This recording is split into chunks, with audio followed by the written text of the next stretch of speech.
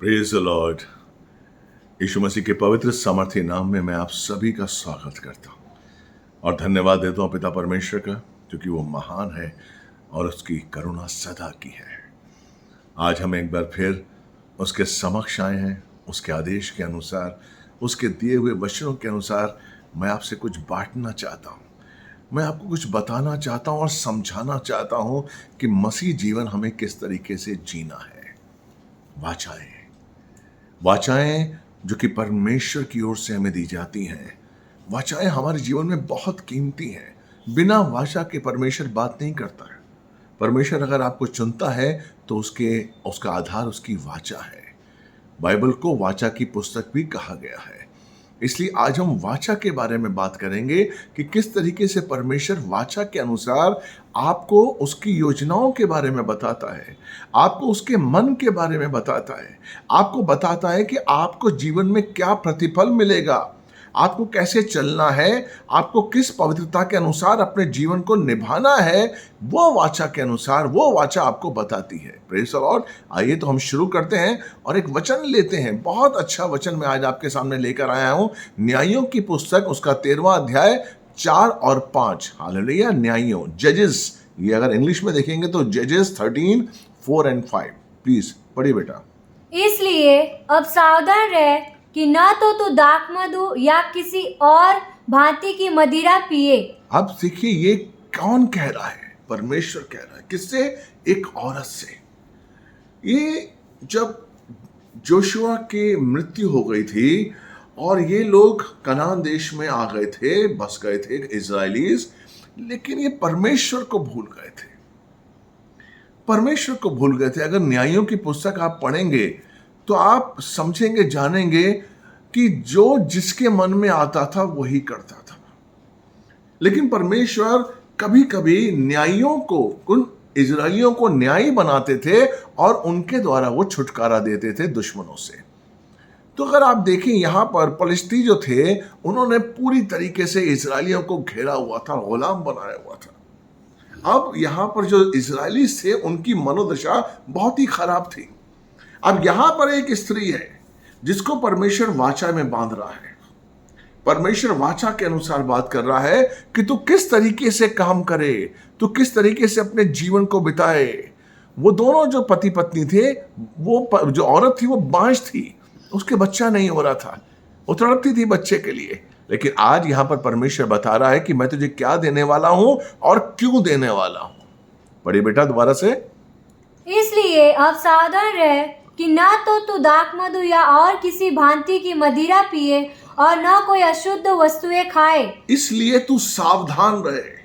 इसका मतलब यह है कि वो इससे पहले दाखमधु पीती थी, वो मदिरा पीती थी। यानी आप सोचिए कि कितनी अज्ञानता थी उनके अंदर, कितनी अपवित्रता थी। वो प्रभु को भूल गए थे, वो प्रभु को नहीं जानते थे।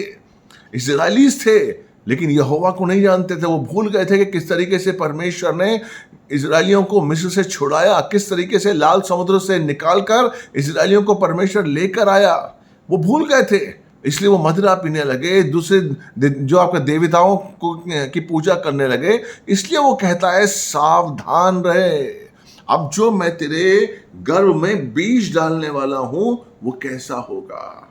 Praise the Lord. और तुझे उसके लिए क्या करना है? सबसे पहले परमेश्वर की, सबसे पहले अगर परमेश्वर की कोई आज्ञा है या परमेश्वर चाहता है, उसकी इच्छा है, तो वो है पवित्रता। हमें पवित्रता का जीवन जीना है। अगर हम चाहते हैं कि परमेश्वर का वचन हम संभाल सकें, अगर हम चाहते हैं कि परमेश्वर के वचन के अनुसार अपने जीवन को निभाएं, अगर हम चाहते हैं कि हम उसकी सेना बनके, उसके बच्चे बनके, उसके दास बनकर अपने जीवन को परमेश्वर के चरणों में रखें, तो उसका आधार पवित्रता होना चाहिए। अगर हमारे अंदर पवित्रता नहीं है, अगर हमारे मन के विचारों में पवित्रता नहीं है, अगर हमारी दृष्टि में पवित्रता नहीं है, अगर हमारी आंखों में पवित्रता नहीं है, हमारे मन में पवित्रता नहीं है, तो मेरे भाई हम परमेश्वर के विचारों के साथ, हम परमेश्वर की वाचा को ना समझ पाएंगे, ना उसकी योजनाओं को जान पाएंगे, ना उसकी चेतावनियों को समझ पाएंगे, और शैतान हमारा फायदा उठाएगा और वो हमें परमेश्वर से दूर कर देगा।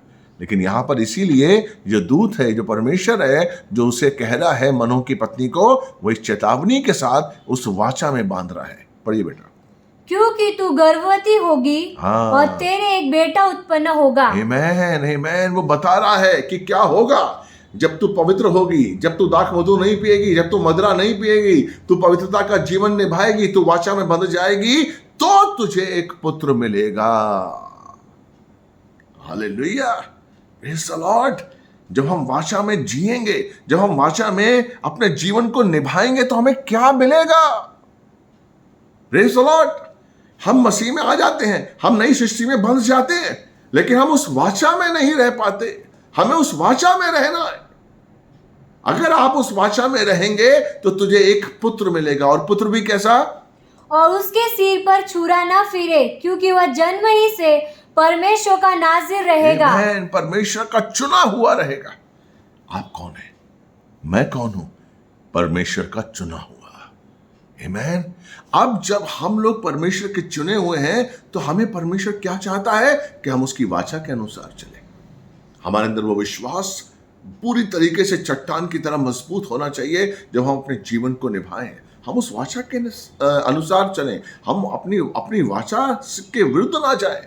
जिस तरह यूहन्ना 3:16 कहता है, क्योंकि परमेश्वर ने जगत से इतना प्रेम किया कि अपने इकलौते पुत्र को दे दिया, जो कोई विश्वास करे वो नाश ना हो बल्कि अनंत काल का जीवन पाए। यानी कि ये जो वचन है, ये एक हमें वाचा की ओर लेके जाता है।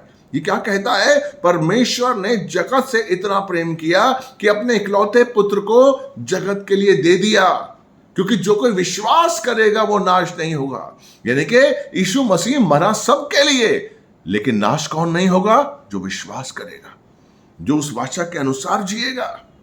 देखिए, परमेश्वर वाचा के अनुसार क्यों बात करता है? क्योंकि वाचा में ही निहित है कि आपको करना क्या है। वाचा ही बताती है कि आपको रहना कैसे है। अगर आप वाचा के अनुसार नहीं चलेंगे, अगर आप वाचा को याद नहीं रखेंगे, अगर आप अपने विश्वास को जिंदा नहीं रखेंगे, तो आप परमेश्वर के जीवन को, परमेश्वर के वचनों को नहीं समझ पाएंगे, और वो आशीष नहीं पा पाएंगे जो परमेश्वर आपको देना चाहता है। इब्राहिम को परमेश्वर ने चुना और उर देश से लेकर आया, वाचा बांधी उसके साथ।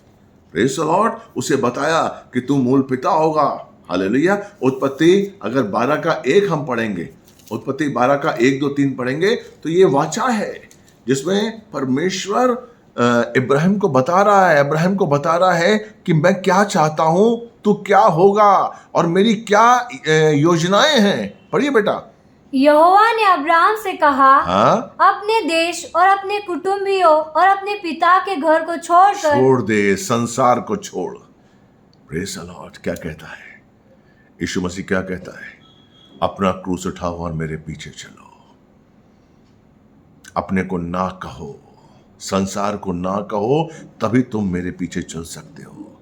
यहां पर क्या कहता है इब्राहिम से परमेश्वर कि अपना कुटुंब छोड़। आपको पता है, उस समय उर देश में जहां पर इब्राहिम रहता था, वो बहुत प्रॉस्पर देश था, उसका बहुत बड़ा परिवार था, वो पैसे वाला था। उस समय इतिहास बताता है कि उर देश में टॉयलेट्स थे, बाथरूम्स थे। आप सोचिए, वहां से परमेश्वर ने उसे निकाला और वो निकाल के आया।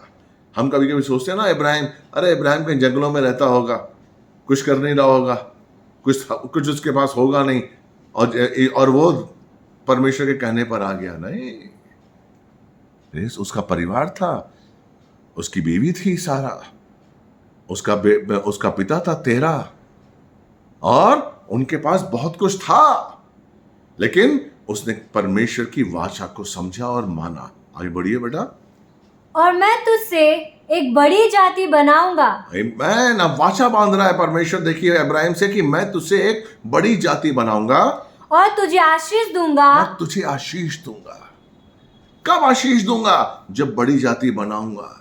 देखिए, ध्यान दीजिए, हम कभी कभी वचनों को समझते नहीं है। यही चीज इब्राहिम ने भी की।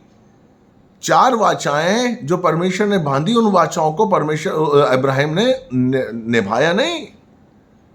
मैं तुझे एक बड़ा मूल पिता बताऊंगा, आशीष दूंगा, तुझे बड़ी जाति बनाऊंगा। आगे, और तेरा नाम महान करूंगा। आमीन, आमीन, तेरा नाम महान करूंगा।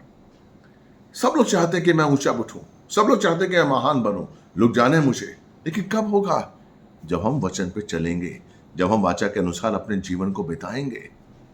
Praise the Lord. इसीलिए जो इब्राहिम था, अगर आप देखेंगे 15वां अध्याय तक, तो 4 वाचाएं परमेश्वर ने उसके संग बांधी और उसको कहा कि तू मेरे साथ रहे, जो मैं कह रहा हूं उसके अनुसार चल, तो चांद और सितारे, जितने सितारे तू देख रहा है उतने तेरे बच्चे होंगे, जितने रेत के कण तू देख रहा है उतने तेरे बच्चे होंगे। लेकिन वो नहीं समझा।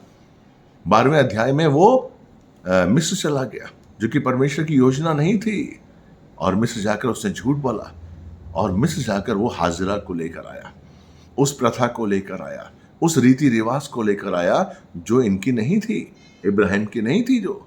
और वो क्या थी कि आप दासी से भी पुत्र को जन्म दे सकती हैं।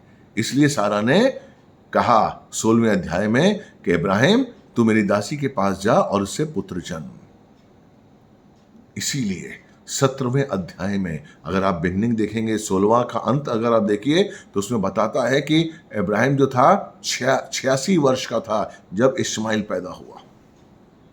लेकिन 17वां अध्याय अगर आप बिगनिंग का पढ़ेंगे तो आपको समझ में आएगा कि परमेश्वर ने 13 साल तक उससे बात नहीं की, 13 साल तक।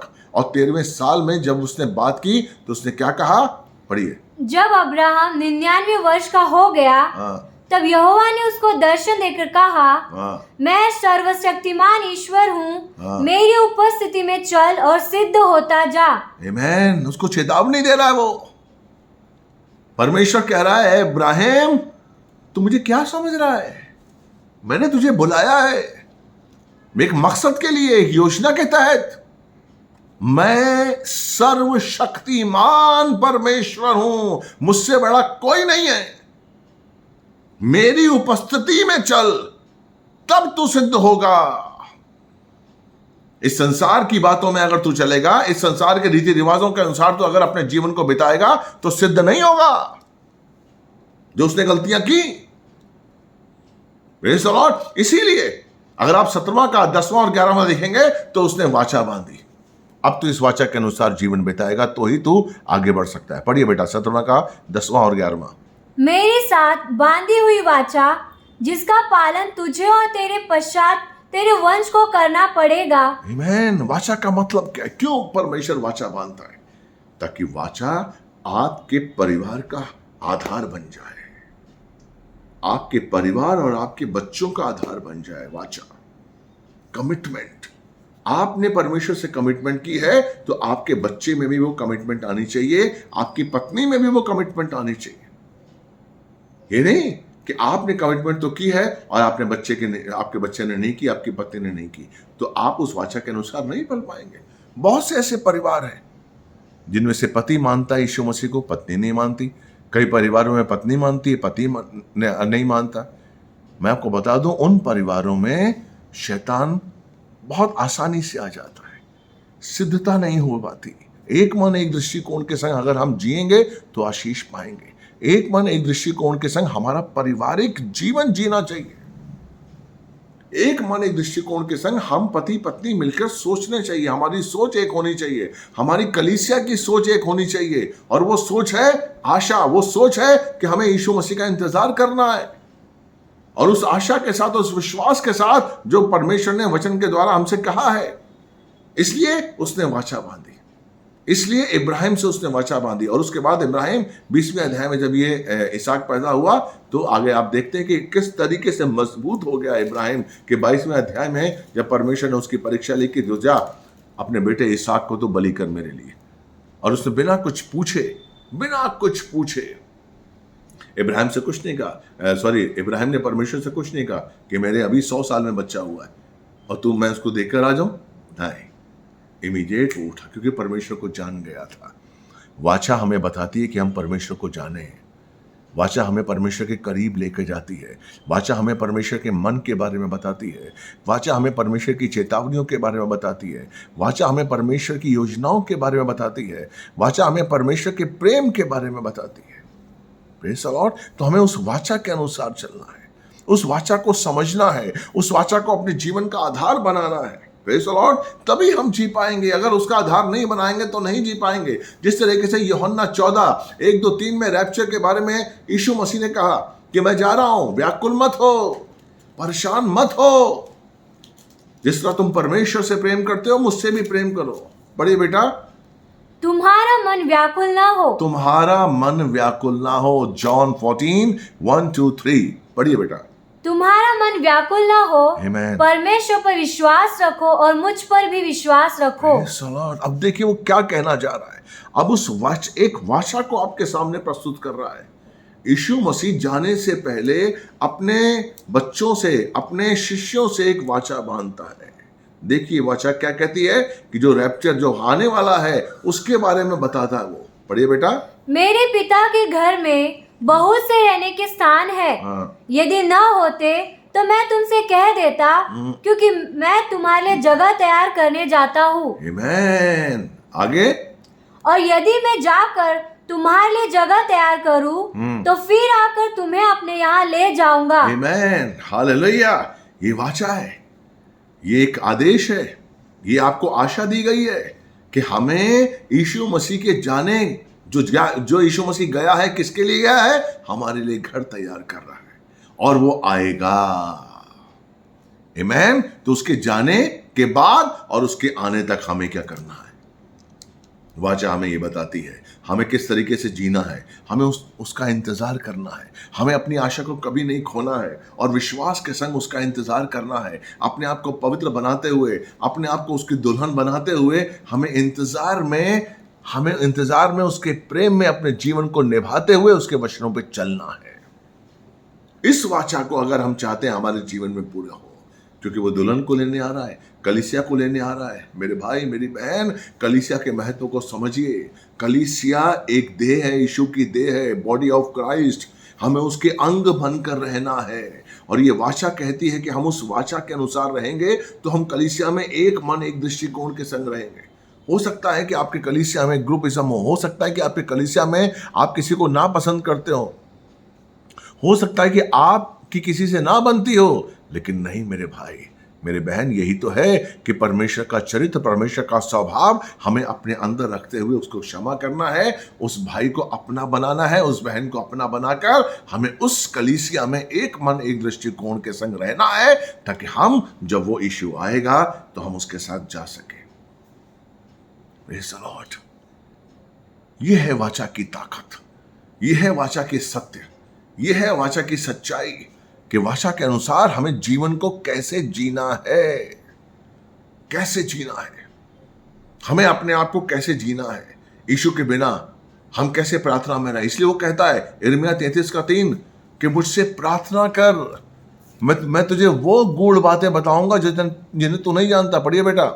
मुझसे प्रार्थना कर और मैं तेरी सुनकर तुझे बड़ी बड़ी और कठिन बातें बताऊंगा जिन्हें तू अभी नहीं समझता। आमीन। अब देखिए वो क्या कह रहा है। प्रार्थना के द्वारा वो आपसे वाचा बांध रहा है कि प्रार्थना कर, मैं तुझे वो बड़ी बड़ी और कठिन बातें बताऊंगा जिन्हें तू नहीं जानता है। आपके लिए कठिन होंगी, आपके लिए कठिन होंगी उसका आना, उसके लिए राह देखना आपके लिए, लेकिन वो कहता है कि तू मुझसे प्रार्थना कर। सवाल ये है कि हम प्रार्थना क्या करते हैं? अगर तो हम प्रार्थना ये करते हैं कि परमेश्वर बता वो कौन सी बातें हैं, वो कौन से रहस्य हैं, वो कौन सा भेद है जो मैं जान पाऊं और तेरा बना रहूं और तेरे करीब रहूं, तेरे मन को समझूं। या आप प्रार्थना करते हैं कि परमेश्वर मेरी नौकरी अच्छी हो जाए, मेरी नौकरी में बढ़ोतरी हो, मेरे धंधे में बढ़ोतरी हो, मेरे बैंक बैलेंस में बढ़ोतरी हो।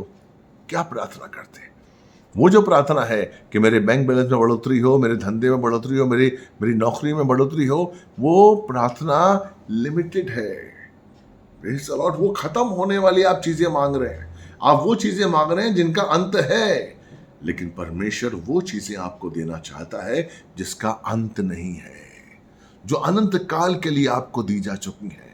आपको उन बातों के बारे में परमेश्वर बताना चाहता है ताकि आप उस रहस्य को जान सके।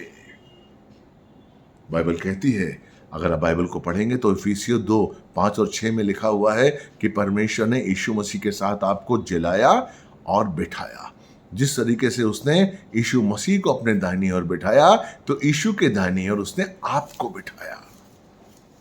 आमीन। ध्यान से समझने की कोशिश करिए कि आप आत्मिक रूप में कहां पर हैं, हमारी स्थिति कहां पर है, हमारी पोजीशन कहां है। हम इस समय आत्मिक रूप में स्वर्ग में यीशु के दाहिनी ओर बैठे हुए हैं। जो अधिकार यीशु मसीह के पास है, वो अधिकार मेरे पास है। अंधकार की शक्तियां, प्रेज़ द लॉर्ड, प्रधानताओं की शक्तियां, सारी शक्तियां जो अब यीशु मसीह के पैरों के नीचे हैं, वही सारी अंधकार की शक्तियां मेरे पैरों के नीचे हैं। Praise the Lord. इसका 7वां पढ़िए। अगर आप ये जान लेंगे, इफिसियों 2:7, अगर आप ये जान लेंगे कि इस समय आप कहां पर हैं, तब परमेश्वर क्या चाहता है। देखिए 2:7, कि वह अपनी उस कृपा से जो मसीह यीशु में हम पर है, आने वाले समयों में अपने अनुग्रह का असीम धन दिखाए। अभी तो आपने कुछ नहीं देखा।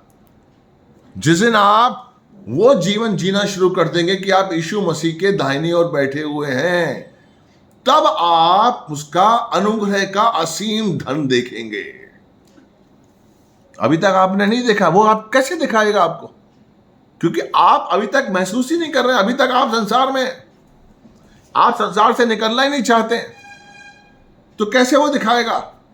वो चाहता है कि मैं अपने अनुग्रह का असीम धन अपने बच्चों पर प्रकट करूं। Praise the Lord. लेकिन वो कब प्रकट करूं?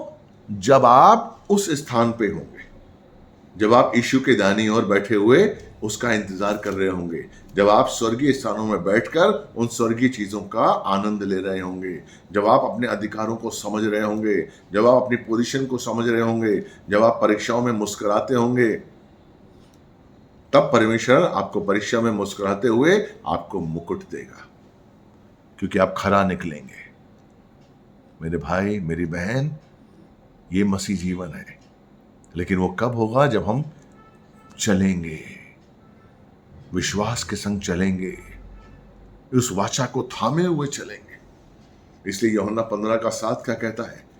यदि मेरे वचन तुम में और तुम मुझ में रहोगे। पढ़िए बेटा दोबारा। यदि तुम मुझ में बने रहो और मेरा वचन तुम में बना रहे, तो जो चाहो मांगो और वह तुम्हारे लिए हो जाएगा। आमीन। ये वाचा, इस वाचा को समझिए, आधार बना लीजिए। आप जो मांगते हैं और दुखी होते हैं जब पूरा नहीं होता है, वो क्या कहता है? यदि तुम मुझ में और मेरा वचन तुझ में बना रहे, बना रहे। देखिए, हमें यीशु मसीह को अपने अंदर बनाना है। बहुत सी चीजें आएंगी जो आपके अंदर परीक्षा लेकर आएंगी। बहुत से ऐसे क्षण आएंगे जब आप अपने परिवार के संग हंसी मजाक कर रहे होंगे गलत चीजों पर, गलत चीजें, गलत दर्शन, गलत विचार। लेकिन उस समय आपको चुनना होगा। यीशु को चुनना है, पवित्रता को चुनना है, या उस दोस्ती को चुनना है, उस गलत विचार को चुनना है, उस गलत दृष्टिकोण को चुनना है। Praise the Lord. जब आपके अंदर वो वचन बना रहेगा, तो आप जो मांगेंगे आपके लिए होगा। आप समझ रहे हैं? आप नौकरी के लिए प्रार्थना करते हैं ना, मत करिए। आप धंधे के लिए प्रार्थना करते हैं, मत करिए। सिर्फ परमेश्वर के करीब जाने के लिए प्रार्थना करिए। यिर्मयाह 33:3, जैसे हमारी बच्ची ने अभी पढ़ा। क्यों? क्योंकि भजन संहिता 139:4 क्या कहता है? देखिए, बहुत अच्छा वचन है। भजन संहिता 139:4 पढ़िए बेटा। हे यहोवा, मेरे मुंह में ऐसी कोई बात नहीं जिसे तू पूरी रीति से न जानता हो। आमीन, हालेलुया। हमें मांगने की जरूरत नहीं है। वो जानता है कि मेरा पेट है, वो जानता है कि मेरा बच्चा है, वो जानता है कि मुझे जरूरत है, क्योंकि उसने मुझे पैदा किया है। Praise the Lord. लेकिन उसकी इच्छा क्या है? कि हम बलवंत हो जाएं, आत्मिक रूप में बलवंत हो जाएं। हम उन बातों को समझने लगे जिसे वो समझाना चाहता है, जो कठिन है, जो बहुत बड़ी हैं आपके लिए। परमेश्वर चाहता है उन बातों को समझ। उन बातों को जब तू समझेगा तो ये जो चीजें हैं जो तू जिनके लिए तू जी रहा है वो आराम से मिल जाएंगी। वो जानता है कि तेरे मन में क्या है। Praise the Lord. इसलिए मेरे भाई मेरी बहन, हमें उस वाचा के अनुसार चलना है जो वाचा हमें परमेश्वर के करीब लेके जाए, उसके मन के करीब लेके जाए। इसलिए जोशुआ 1:8 में उसने साफ साफ कहा, यहोशू 1:8 अगर आप पढ़ेंगे तो परमेश्वर ने बताया है कि तुझे किस तरह सफलता मिलेगी। सफल आप कैसे हो सकते हैं? पढ़िए बेटा, जोशुआ 1:8। व्यवस्था की ये पुस्तक, व्यवस्था की ये पुस्तक तेरे चित्त से कभी न उतरने पाए, तेरे चित्त से, तेरे मन से कभी ना उतरने पाए। आगे, इसी में दिन रात ध्यान दिए रहना। आमेन। यही तो कुंजी है, इसी में दिन रात ध्यान दिए रहना। हमारा ध्यान कहाँ रहता है? संसार में। और यही प्रॉब्लम है। हमारे जीवन में प्रॉब्लम्स क्यों आती हैं? क्योंकि हमारा ध्यान परमेश्वर की पुस्तक से, परमेश्वर के वचन से हटकर कहीं और चला जा रहा है। हम अपनी नौकरी की तरफ, अपने धंधे की तरफ, अपने प्यार की तरफ, अपने परिवार की तरफ हमारा ध्यान चला जाता है। लेकिन यहां पर क्या कहता है जोशुआ को परमेश्वर की व्यवस्था की ये पुस्तक तेरे चित्त से कभी ना हटे। आगे, इसी में दिन रात ध्यान दिए रहना, इसी में दिन रात ध्यान दिए रहना, इसलिए कि जो कुछ उसमें लिखा है, इसलिए कि जो कुछ उसमें लिखा है उसके अनुसार करने की तू चौकसी कर। इसके लिए जो कुछ लिखा है उसके अनुसार जीने की तू चौकसी कर। नहीं, मुझे परमेश्वर के वचन के अनुसार ही जीना है, चाहे कोई बुरा माने चाहे कोई भला माने। चौकसी करना, अलर्ट होना। जब तू चौकसी करेगा वैसा ही जीवन जीने के लिए जो इस बाइबल में लिखा है, तब क्या होगा? क्योंकि ऐसा ही करने से तेरे सब काम सफल होंगे और तू प्रभावशाली होगा। आमीन। ऐसा करने से तेरे सब काम सफल होंगे। कौन से काम? जो तू संसार में कर रहा है। आप समझ रहे हैं? सिर्फ इस पुस्तक का, इसके साथ चलिए, इसके साथ, इसको लेकर चलिए, हमेशा आपके हर काम सफल होंगे। आप क्या समझते हैं कि आपका बिजनेस अगर अच्छा चल रहा है तो आप चला रहे हैं? आपको बहुत अच्छी नौकरी मिल गई है, आप क्या समझते हैं आप चला रहे हैं? आपकी बुद्धि से आपको अच्छी नौकरी मिली है क्या? नहीं। ये नौकरी, ये आशीष, ये बिजनेस आप जो कर रहे हैं परमेश्वर की बुद्धि है, परमेश्वर का आशीष है। Praise the Lord. अगर परमेश्वर की बुद्धि आप में नहीं है ना, अगर परमेश्वर की बुद्धि हट जाए ना, तो आप कुछ नहीं कर पाएंगे। आप वो काम नहीं कर पाएंगे जो आप कर रहे हैं, जिसमें आपको आशीष मिल रहा है। अब देखिए किस तरीके से दाऊद की कहानी अगर आप देखेंगे तो दाऊद ने, जैसे ही दाऊद के जीवन में बैतशेबा, वो पाप जैसी आया, उसका काम करने का, बुद्धि का, जीवन को जीने का तरीका ही अलग हो गया। क्योंकि परमेश्वर ने कहा नहीं, अब से नहीं। परमेश्वर का श्राप उसके ऊपर आ गया। वही दाऊद था जब राजा बना तो मपीबोशेत, जो कि शाऊल का बेटा था, लंगड़ा बेटा, उसको लेकर आया कि नहीं, तू मेरे संग रहेगा और सारा जो शाऊल का जमीन है सब कुछ तेरी है और तू मेरी मेज पर रोज खाना खाएगा। किसी दूसरे के बेटे को वो न्याय दे रहा है। लेकिन जब दाऊद बैतशेबा से शादी कर लेता है और जब परमेश्वर का श्राप उसके ऊपर आता है तो उसका बेटा अम्मोन उसी की कजन सिस्टर तामार के संग गलत संबंध निभाता है और वो कुछ नहीं करता है, कुछ नहीं कर सकता है। इसलिए अबशालोम विद्रोह करता है और राजा बनने के लिए कोशिश करता है। क्यों? अगर वो अम्मोन को, राजा दाऊद अगर वो अम्मोन को दंड देता, अगर वहां पर अम्मोन के लिए कुछ करता, अगर वो तामार को न्याय दिलवाता, तो हो सकता है अबशालोम विद्रोह नहीं करता। लॉर्ड, आप अच्छा काम नहीं करते हैं, आप सफल नहीं हो रहे हैं, परमेश्वर आपके जीवन को सफल कर रहा है। इसलिए जब इस पुस्तक को, व्यवस्था की इस पुस्तक को आप दिन रात मनन करेंगे तो परमेश्वर का आशीष आपके साथ होगा, परमेश्वर की बुद्धि आपके साथ होगी और आप अद्भुत आशीष पाएंगे। इसलिए वहां लिखा हुआ नीति वचन 2 का 1, 2 और 5 में क्या लिखा हुआ है कि परमेश्वर का ज्ञान आपको कब मिलता है। देखिए नीति वचन 2, 1, 2 और 5। नीति वचन 2 उसका पहला और दूसरा और 5वां पढ़िए। हे मेरे पुत्र, यदि तू मेरे वचन ग्रहण करे, यदि तू मेरे वचन ग्रहण करे। यदि, देखिए यदि लिखा हुआ है क्योंकि परमेश्वर जानता है। हे मेरे पुत्र, क्या कह रहा है? संबोधन क्या है? पुत्र का। उसने क्या बनाया आपको? पुत्र पुत्री। और वो कहता है हे मेरे पुत्र, यदि तू मेरे वचन ग्रहण करे। आगे, और मेरी आज्ञाओं को अपने हृदय में रख छोड़। और मेरी आज्ञाओं को अगर अपने हृदय में रख कर छोड़ दे, और कुछ मत छोड़। हम अपने हृदय में वासनाओं को रखते हैं, हम अपने हृदय में नफरत को रखते हैं, हम अपने हृदय में व्यभिचार को रखते हैं, गलत विचारों को रखते हैं, गुस्से को रखते हैं, स्वार्थ को रखते हैं। परमेश्वर कहता है इन सब को निकाल और मेरी आज्ञाओं को रख छोड़। तो और बुद्धि की बात ध्यान से सुने, और बुद्धि की बात यानी कि पवित्र आत्मा की बात ध्यान से सुने, और समझ की बात मन लगाकर सोचे, और समझ की बात मन लगा के सोचे। तो 5वां पढ़िए।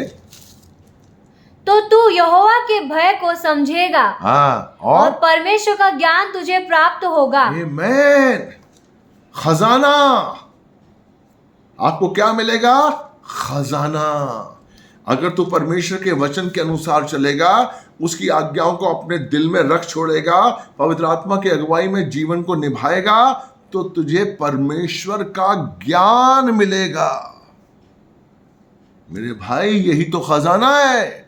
अगर हमें परमेश्वर का ज्ञान मिल जाए तो कोई आपको हरा सकता है? यीशु मसीह के पास था, क्या था? परमेश्वर का ज्ञान। वो सिद्ध थे, लेकिन परमेश्वर हमें अपना ज्ञान देना चाहता है। इसलिए वो चाहता है कि वाचा के अनुसार हम जीवन को निभाएं और आज्ञाओं पर चलते हुए। अगर आप मसीह हैं और सफल नहीं हैं, तो आप अपने आप को एनालाइज करिए कि आप कितनी आज्ञाएं मानते हैं। अपने आप को विश्लेषण करिए। अगर आप मसीह हैं और आप सफल नहीं हैं, तो आप पूरी आज्ञाओं पर नहीं चलते हैं। कहीं ना कहीं कुछ कमी है, क्योंकि अगर आप मसीह हैं और आप पूरी आज्ञाओं पर चलते हैं, सफलता निश्चित है। कोई आपसे आपकी सफलता छीन नहीं सकती। अगर आप रोड पे घूम रहे हैं और आप कहते हैं रोज मुझे काम नहीं मिल रहा, मुझे काम नहीं मिल रहा, मुझे काम नहीं मिल रहा, आप आज्ञाओं पे नहीं चल रहे हैं।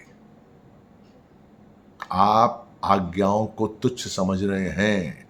आप परमेश्वर को ठट्टे में उड़ा रहे हैं। आप समझ रहे हैं कि मेरा चर्च जाना और बाइबल पढ़ना बहुत है। नो, नहीं मेरे भाई, उसकी आज्ञाओं पे चलना बहुत जरूरी है। अगर आप चाहते हैं सफलता, तो इस जोशुआ 1:8 को पकड़ लीजिए, आपको सफलता मिलेगी और उसकी वाचा के अनुसार अपने जीवन को बिताइए। Praise the Lord.